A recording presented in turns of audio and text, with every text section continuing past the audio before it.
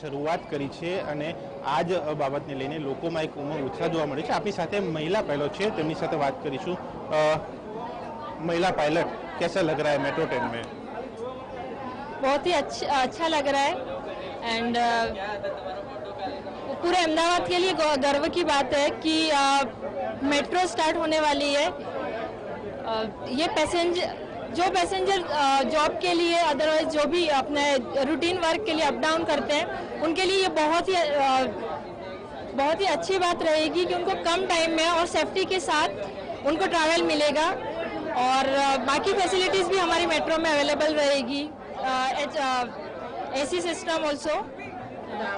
कहाँ से हो बेसिकली? पहले से आपने ऐसा तय किया था कि मेट्रो ट्रेन में पायलट बनना है या कुछ और बनना है और ये हो गया है?